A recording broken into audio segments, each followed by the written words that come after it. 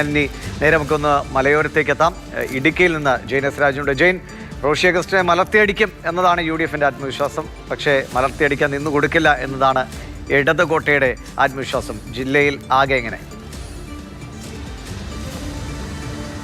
ദിവിഷ്, ഇടുക്കിയിൽ ഏറ്റവും ശ്രദ്ധേയമായ മത്സരം നടക്കുന്നത് ഇടുക്കിയിൽ തന്നെയാണ്. മന്ത്രി റോഷി അഗസ്റ്റിനും മുൻ DCC പ്രസിഡന്റും KPCCയുടെ വൈസ് പ്രസിഡന്റ് കൂടിയായ റോയ് കെ പൗലോസും തമ്മിലാണ് മത്സരം. കോൺഗ്രസിനെ സംബന്ധിച്ചൊരു അഭിമാന പോരാട്ടമാണ്. മുന്നണി വിട്ടുപോയ റോഷിയെ പരാജയപ്പെടുത്തി ഈ നിയമസഭാ മണ്ഡലം തിരിച്ചു പിടിക്കുക എന്നുള്ളതാണ് ലക്ഷ്യം. കടുത്ത മത്സരം നടന്നിട്ടുണ്ട്. അതുകൊണ്ട് തന്നെ ഫലം പ്രവചനങ്ങൾക്കതീതമാണ്. പക്ഷേ ഇരു മുന്നണികളും വലിയ ആത്മവിശ്വാസത്തിലാണ് എന്ന് തന്നെ പറയേണ്ടി വരും.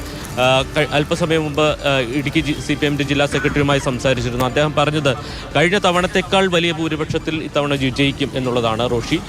കഴിഞ്ഞ തവണ 5000 വോട്ടിൻ്റെ ലീഡാണ് ഈ മണ്ഡലത്തിലുണ്ടായിരുന്നത് LDFന്.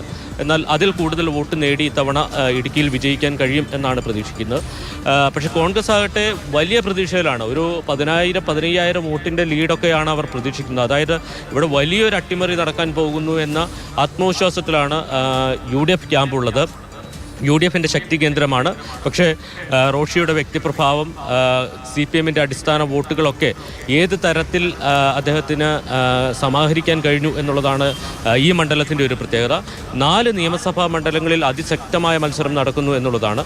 തൊടുപുഴയിൽ വലിയ പ്രതീക്ഷ LDF വെച്ച് പുലർത്തുന്നില്ല. രാഷ്ട്രീയമായ മുന്നേറ്റം ഉണ്ടാക്കാൻ കഴിയുമെങ്കിലും അവിടെ വിജയിക്കില്ല, അല്ലെങ്കിൽ വിജയിക്കാൻ സാധ്യതയില്ല എന്ന് തന്നെയാണ് CPM ജില്ലാ സെക്രട്ടറി അദ്ദേഹം അല്പസമയം മുമ്പ് വ്യക്തമാക്കിയത്.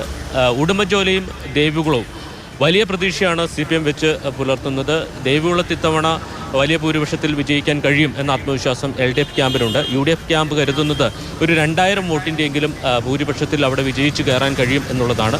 മലയോര മേഖലയിൽ, പ്രത്യേകിച്ച് തോട്ടം തൊഴിലാളി മേഖല, തമിഴ് മേഖലയിൽ S രാജേന്ദ്രൻ ഉണ്ടാക്കാൻ പോകുന്ന ഇമ്പാക്റ്റ് എത്രത്തോളമാണ് എന്നത് ഇരു മുന്നണികളെ സംബന്ധിച്ചും വലിയ പ്രസക്തമാണ്. അവിടെ ജാതി രാഷ്ട്രീയമൊക്കെ പ്രധാന ഘടകമായി മാറുന്ന ഒരു മേഖല കൂടിയാണ്.